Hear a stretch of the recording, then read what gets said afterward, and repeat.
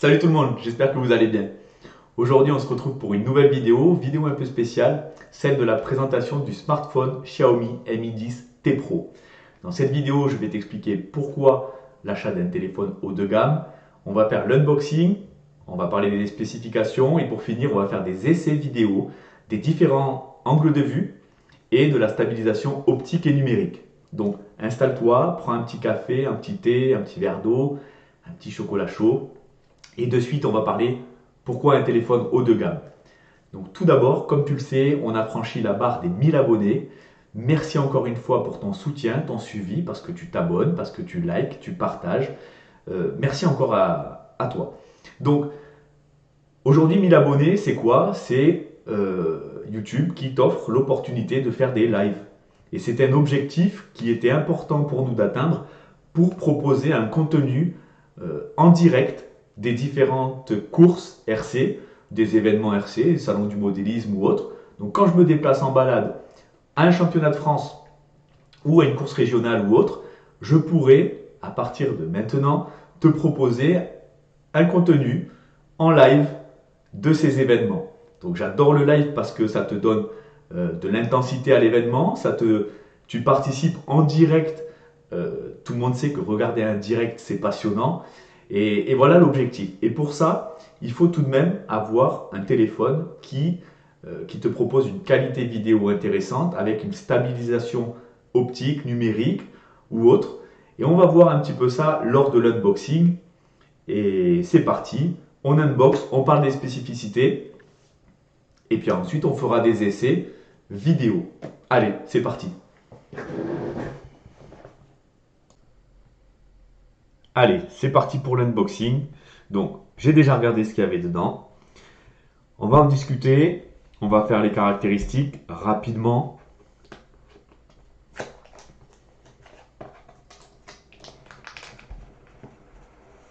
Donc 108 mégapixels. On va regarder les caractéristiques.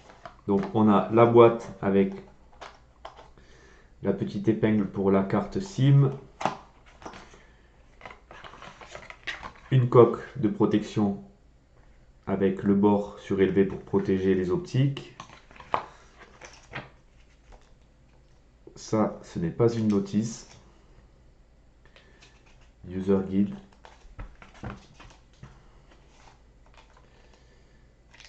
Et ça non plus. Donc pas de notice, certainement en ligne.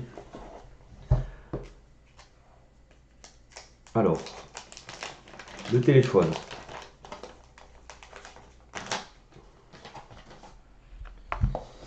Ici présent. On a un petit câble qui est l'adaptateur USB-C vers la prise jack pour les écouteurs qui sont là. Le câble de charge USB-C qui charge en 33 watts, donc qui permet de faire la moitié de la batterie en très peu de temps. Voilà, et le chargeur de 33 watts qui est assez lourd, puisque forcément faut booster tout ça. Donc, le téléphone, alors, particularité de ce téléphone, il pèse 218 grammes. Donc, en main, il est assez lourd. Je pense qu'on ne peut pas trop le lâcher facilement parce que vu son poids, par contre, il est grand. Donc, voilà, il mesure, c'est un 6 pouces 7. Il mesure 17 cm 8 d'angle à angle. Donc c'est quand même un joli pavé. Donc il est épais d'1 cm sur la partie la plus épaisse, hein, 9,33 mm. Largeur 76,4, hauteur 165,1. Donc il est assez imposant. Dans les mains, il est... Voilà, on ne peut pas par exemple faire des choses à une main, quoi. Donc c'est assez difficile, on peut, à part si vous avez vraiment une grande main, mais pas pratique. Pas pratique. Par contre, pour un contenu jeu vidéo, multimédia, on est vraiment très très bien. La plaque à induction. Donc on a un capteur 108 mégapixels.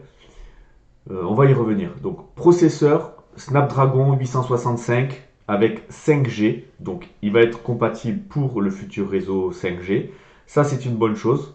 Comme on le sait, ça permettra d'avoir une meilleure réception et émission des flux de données. Donc des flux vidéo ou autres. Donc ça sera top pour faire les lives aussi. Le Snapdragon 865, c'est un processeur très puissant qui équipe les Asus Phone ROG 3, qui sont des téléphones dédiés gaming. De plus en plus de téléphones haut de gamme ont ce processeur. Excellent processeur, très rapide. Il est équipé aussi d'une carte graphique Adreno 650. Donc il y a une partie processeur, il y a une partie graphique. Comme vous le savez, c'est toujours aussi bien d'avoir une partie graphique qui va s'occuper du jeu vidéo. C'est pour multiplier les performances. Un modem X55 pour la connectivité 4G, 5G pardon. Donc c'est un processeur, pour y revenir, c'est un processeur 8 cœurs en 2,84 GHz. Donc ce téléphone-là, il est équipé de 8 Go de RAM et d'un espace de stockage de 256 Go. Alors, il n'a pas de port SD card. On ne peut pas rajouter de port SD card. Mais ce n'est pas un problème, car très franchement, il existe des petites clés, telles que celle-ci, qui sont USB-C vers micro SD. Donc quand votre téléphone est plein, si vous avez fait par exemple beaucoup de vidéos, votre téléphone est plein, vous branchez, hop, vous transférez la donnée vers la clé. Donc super pratique. Je vous conseille de le faire de temps en temps aussi. Vous sauvegardez vos données, vous libérez votre téléphone, vous le mettez sur PC. Donc ça c'est top. 8 € sur Amazon, vous en avez deux. Donc je vous mettrai le lien dans la description. Indispensable. Parce que c'est vrai on voit de plus en plus de téléphones qui n'ont plus le micro SD, enfin qui n'ont plus l'espace micro SD supplémentaire. Mais c'est tout simplement que les fabricants privilégient l'espace au maximum pour tout ce qui est processeur, optique, etc. Refroidissement. Donc voilà pourquoi on retrouve de moins en moins ce port micro SD. Donc 8 Go de RAM, 256 Go d'espace disque, mémoire DDR5, mémoire flash UFS 3.1, donc ultra rapide, temps de réaction super vif. On a trois optiques à l'arrière, on a un optique de 108 mégapixels, un autre de 13 mégas et un autre de 5 mégapixels. Alors pour le 108 mégapixels, c'est de la ultra haute définition. Elle peut tout capter, en gros jusqu'au 8K en 30 fps. C'est un capteur Samsung HMX. Il fait un zoom x30. Voilà, on va pas s'attarder sur ça. L'ouverture, c'est 1.69. Donc quand vous voyez une ouverture, cela correspond en fait à l'angle, au champ de vision. Plus votre ouverture est petite, plus le champ de vision est réduit. Plus l'ouverture est grande, plus le champ de vision sera large. D'accord? Donc un champ de vision, une ouverture de 1,69 sera plus petite qu'une ouverture de 2. C'est assez facile à comprendre. Gros intérêt de ce genre de téléphone, c'est la stabilisation optique. C'est-à-dire que à l'intérieur de la lentille, vous avez mécaniquement une lentille qui se déplace, qui va permettre une stabilisation.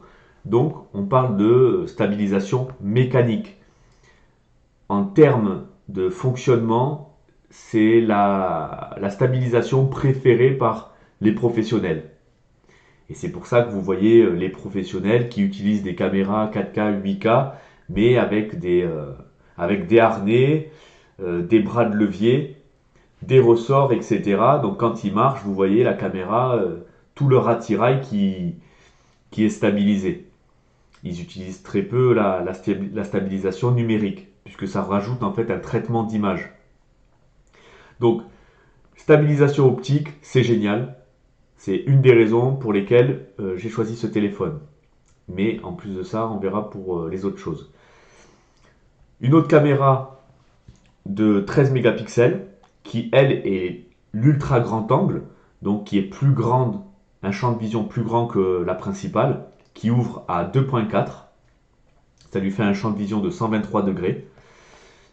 La caméra 5 mégapixels, c'est pour les macros, c'est-à-dire que ça va faire un grossissement d'une chose que, hop, on prend la petite clé USB, vous vous mettez entre 2 cm et 10 cm, et vous allez avoir vraiment un effet loupe, vous allez avoir un grossissement de votre prise de vue, mais avec vraiment une haute définition, et un autofocus qui permet vraiment, hop, vous vous rapprochez, boum, vous avez quelque chose de super précis, c'est bien pour...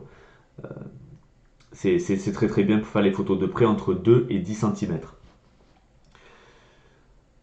Vous avez de multiples fonctions logicielles pour les caméras. Donc ça, vous le verrez, je vous inviterai à aller rejoindre le site du fabricant pour voir toutes ces fonctions-là. Nous, ce qui va nous intéresser, c'est la stabilisation. La caméra de devant, c'est une 20 mégapixels. C'est une caméra Samsung S5 K3T2. Donc ouverture 2.2, ça permet de faire des selfies voilà, pour une personne qui aime bien snapper ou autre. Donc l'écran, il est assez grand, hein. C'est 6,67, c'est imposant. Une résolution de 2400 par 1080, donc 1080p comme vous le connaissez, la résolution Full HD. Ce n'est pas un écran AMOLED. C'est ce qui explique aussi son prix, assez attractif. C'est qu'il n'est pas les meilleurs pour avoir des noirs super profonds, etc. Enfin, tous les avantages de l'OLED, de la MOLED. Ceci dit, largement satisfaisant pour mon usage, et que ce soit pour regarder du multimédia ou autre, c'est vraiment parfait. Je préfère économiser sur ce point-là qu'avoir vraiment une dalle AMOLED et payer peut-être entre 100 et 200 euros plus cher. Donc, l'avantage de cette dalle, c'est que c'est un écran 144 Hz et qui vraiment envoie un maximum d'images par seconde. Comme vous le savez, dans le jeu vidéo, euh, il y a la course un petit peu face aux fréquences. Et ce téléphone est équipé de hautes fréquences pour un usage jeu vidéo. Gros avantage, c'est que le 144 Hz consomme beaucoup d'énergie, beaucoup de batterie.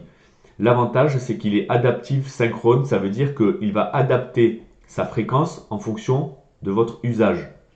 Vous êtes sur une page web, vous ne serez pas à 144 Hz. D'accord? Vous serez peut-être à 30, 48, 50, 60, 90 ou 120 Hz. Donc c'est un économiseur de batterie intelligent en fonction de ce que vous faites. Vous pouvez aussi forcer le rafraîchissement que vous voulez. La batterie est une 5000 mAh.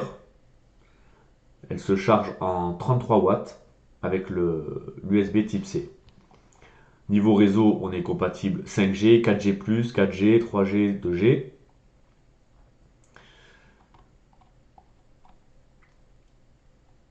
On a un capteur digital sur le côté, donc vraiment pas mal, très réactif. On prend le téléphone, on le pose, boum, ça se débloque.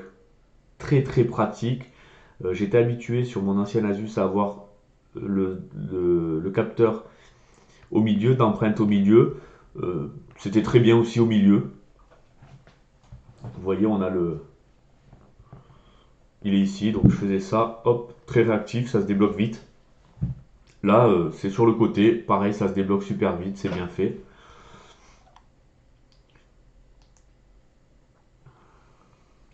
Bon, il lit tous les formats vidéo reconnaissables aujourd'hui. Il prend en charge l'HDR, donc ça c'est bien. Il a un capteur de proximité, de lumière ambiante, un accéléromètre, un gyroscope, une boussole électronique, moteur linéaire à axe et un émetteur infrarouge. Donc super. Le système d'exploitation, c'est un Android 10 avec une couche NIUI 12, c'est-à-dire que le fabricant rajoute des logiciels. Le verre à l'arrière est extrêmement... le capot, c'est pas du verre, est extrêmement salissant. Les traces de doigts, etc. Mais bon, Ça part très très vite avec une coque de protection, on ne voit plus rien. Donc terminé. Voilà. On va parler de la vidéo. La vidéo, il y a des points qui sont importants pour moi. C'est la stabilisation optique, c'est la première des choses. Elle est mécanique, elle est active, peu importe la résolution et la fréquence d'image que vous avez sélectionnée. Que vous soyez en 1080p 30 fps, 1080p 60 fps ou autre, 4K 30 fps, vous aurez toujours le stabilisateur optique d'activer. Et ça, c'est génial. Par contre, le stabilisateur optique ne stabilise pas l'image si par exemple vous courez. D'accord, le stabilisateur optique va aider pour des micro-déplacements, j'ai envie de dire, pour de la tremblote comme ça, mais il ne va pas vraiment lisser si vous faites des déplacements comme ça. C'est souvent le traitement numérique, la stabilisation numérique qui va vraiment permettre que si vous courez et que vous avez un mouvement comme ça, que votre téléphone va vraiment enregistrer la vidéo et on aura l'impression que vous ne courez pas. Ça sera super lisse, super smooth, super doux. Donc ça c'est pas mal. Vous voyez, donc le stabilisateur optique apporte un bien pour tout le téléphone, pour tous les formats de vidéo. Et le numérique, lui, apporte vraiment quelque chose d'hyper lisse. Il vient rajouter vraiment quelque chose de très souple. Le désavantage du stabilisateur numérique, c'est qu'il fonctionne en 30 fps. Donc quand vous allez filmer en 30 fps, vous pourrez sélectionner le stabilisateur numérique, l'activer ou le désactiver. Donc ça c'est, entre guillemets, à 30 fps, c'est une bonne chose. Mais moi j'aurais voulu l'avoir à 60 fps, puisqu'on se rend vraiment compte de la différence entre 30 fps et 60 fps. Donc pour cela, on va aller faire des essais. Je vais vous faire des petits formats, des petites vidéos très courtes de 30 à 40 secondes, vous montrant toutes les résolutions d'écran possibles. Et ensuite, je vais prendre le DJI Home 4, donc le gimbal, le stabilisateur mécanique, et on va refaire le même schéma. On va refaire l'ensemble des résolutions, mais cette fois-ci avec le stabilisateur DJI. Chose importante, j'ai oublié de vous signaler, j'ai vérifié sur plusieurs téléphones, iPhone 12 Max Pro, iPhone 12 mini, Samsung S20 Plus, Samsung Note 20, Oppo, Reno. Voilà, sur plusieurs téléphones haut de gamme qui avoisinent les 800 à 1400 euros, la stabilisation numérique ne fonctionne pas en 60 fps. Donc ce qui est le cas pour celui-ci, stabilisation numérique inactive pour 60 fps, et le même sur les téléphones allant de 800 euros à 1500 euros. Si vous connaissez un téléphone qui a stabilisateur optique plus le numérique actif à 60 fps, dites-le moi en commentaire, ça sera toujours intéressant. Allez, autre chose, je vous mets donc la clé dans la description et je vous mets aussi cette protection qui comporte 2 verres trempés et qui comporte une lentille, un verre trempé pour protéger la caméra et qui est super bien. J'en ai placé un déjà. Hop, ça se met, c'est bien collé.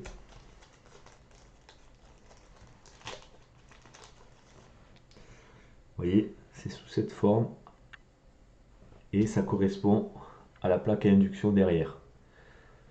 Là, vous voyez sur le téléphone, il est déjà placé. Et en fait, c'est vraiment transparent. Donc, et ça protège vos 3 optiques. Ça laisse la place pour la lumière, le flash. Donc voilà, ça vaut 7 ou 8 euros. Je vous mets le lien dans la description. Indispensable quand vous avez un téléphone d'avoir la protection de l'écran et la protection de vos optiques. Allez, c'est parti pour les essais. À tout de suite. Allez, c'est parti. On fait les commentaires à la maison. Il y avait pas mal de vent, quelques rafales, donc c'était un peu désagréable. On récapitule tout ça à la maison. Là, je filme en 720p, 30 fps, le stabilisateur optique et le zoom numérique activé. La procédure de test, c'est qu'on va aller sur le grind au milieu de la barre métallique. On va courir ensuite jusqu'à la table de ping-pong. On va revenir sur le banking et on va faire un travelling de gauche à droite ou de droite à gauche, c'est-à-dire un déplacement latéral pour voir la fluidité. Donc la première étape, c'est voir la stabilité et la deuxième étape, c'est voir la fluidité. Allez, c'est parti, on marche. Donc le stabilisateur optique, il est tout le temps activé puisque c'est mécanique sur le téléphone, donc vous l'aurez tout le temps. Là, on court, on trottine, on voit que le stabilisateur numérique lisse vraiment les mouvements, stabilise vraiment les impacts de la course. On est très très stable. Là, on va faire un travelling de droite à gauche. Moi, je trouve que ça saccade. C'est pas forcément ultra fluide, on s'en rend compte. Peut-être que ça vient aussi un petit peu du téléphone ou je sais pas, mais 30 fps, j'ai toujours trouvé ça un petit peu faiblard. Allez, on continue, on rentre à la base. Petit S-Works S35-4E, voiture électrique, la base. Petit dédicace à Sissou. C'est la base. Allez, on est en 1080p, 30 fps. Donc là, le stabilisateur optique toujours présent. Le stabilisateur numérique est activé. On marche.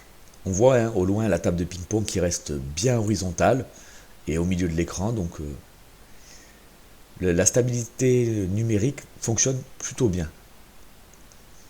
On va au banking. Mouvement de droite à gauche. Quelques saccades. Ça reste regardable, hein, ça reste tout de même bien.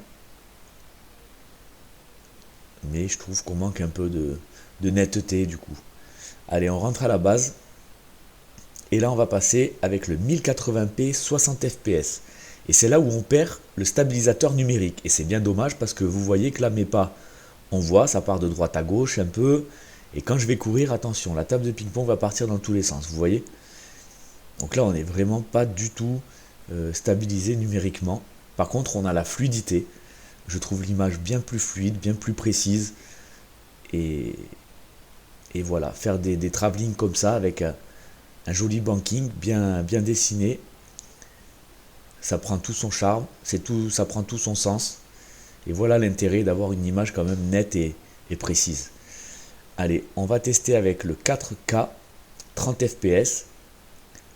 Le zoom numérique est activé, comme je vous l'ai dit, à 30 fps, il est actif. J'ai pas trouvé de téléphone qui avait la stabilité numérique à 60 fps. Très stable. J'ai couru, la table de ping-pong n'a pas bougé. L'image est précise et nette. La vidéo YouTube est encodée en 1080p 60 fps, donc le 4K que vous voyez a été compressé et reste plus précis que si ça avait été filmé en 1080p. Dites-moi ce que vous en pensez dans les commentaires, très important. On a fait un premier tour. Alors 4K pour finir, 60 fps, juste le stabilisateur optique. Donc là, attention, accrochez-vous. Voilà, là on est vraiment dans la secousse. Le stabilisateur optique aide un petit peu, mais il n'est vraiment pas là pour récupérer des mouvements trop importants. Direction le banking. L'image est précise, fluide, mais pas stabilisée. Dites-moi ce que vous en pensez dans les commentaires. La GoPro 8 fait du stabilisé en 60 fps, angle de vision linéaire, très très propre, très très propre. Mais là on est sur un téléphone, c'est pas la même technologie embarquée. Le DJI a un stabilisateur mécanique 3 axes. Donc là on teste le 1080p 30 fps et on a la totale. On a le stabilisateur optique, le numérique, le DJI Home 4. Donc là, le stabilisateur mécanique compense les mouvements de course. Vous voyez, hein, la table reste hyper horizontale. On va vers le banking. Là, je penchais un petit peu le DJI vers la gauche. Mon téléphone n'était pas forcément super bien placé. Donc voilà, hop, on fait le travelling gauche-droite. L'image reste propre, mais manque de fluidité. Donc c'est vrai que contrairement à une GoPro 8, on est inférieur hein, en 30 fps. Alors là, c'est là où tout prend son sens. On va passer sur du 1080p, 60 fps. On a perdu la stabilité numérique, mais on l'a changé avec la stabilité mécanique. Et là, vous voyez, on est fluide, on est stable. Regardez quand je vais courir. On se demande même si je cours. La table reste bien à plat. Alors sur le DJI, quand on fait un mouvement vers la gauche ou vers la droite, le moteur met un petit coup, une petite saccade. Est-ce que ça va être corrigé avec une mise à jour ou pas, ou après c'est tout nouveau pour moi, donc il y a un coup de main à prendre. Dites-moi ce que vous en pensez dans les commentaires. C'est important. On rentre à la base.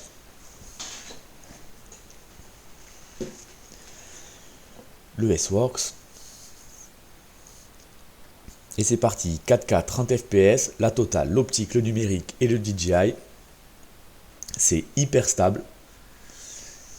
Et pour tout vous dire, d'utiliser le DJI, donc fixer son téléphone sur un gimbal, c'est vraiment agréable pour filmer. C'est quelque chose qui se tient en main. On a une poignée qui nous permet aussi de faire des mouvements avec un petit joystick. On peut faire quelques combos de déplacement, voilà, donner un petit peu du dynamisme à une vidéo, autre que les filmer vers le haut, vers le bas, vers la gauche ou vers la droite. On peut faire des choses en diagonale aussi. Et là, 4K 60 fps, stabilisateur optique DJI OM4. On est super stable, on est fluide, on est bien. Voilà, c'est ce que fait une GoPro. GoPro 8, elle a un très très bon capteur. Voilà, dites-moi ce que vous en pensez. L'inconvénient de la GoPro 8, c'est que dès que ça s'assombrit, il y a une focale assez réduite et on perd en ISO. Du coup, elle n'est pas très très bonne de nuit. Voilà, la vidéo est terminée. J'espère qu'elle t'a plu. Ça m'a beaucoup amusé à faire tous ces tests, tous ces formats. Comme tu le sais sur YouTube, j'aime bien faire des vidéos pour compléter quelque chose qui me semble un peu manquant et vous le faire découvrir. Donc j'espère que ça t'a plu. N'hésite pas toi en commentaire à me dire le format que tu préfères, 1080p, 30 ou 60 fps, stabilisé, optique, numérique, avec gimbal. Pareil pour le 4K. Dis-moi si la vidéo t'a aidé à mieux connaître un petit peu tout ça sur le monde du téléphone. Ça me fera aussi plaisir, hein, c'est aussi le but de la vidéo.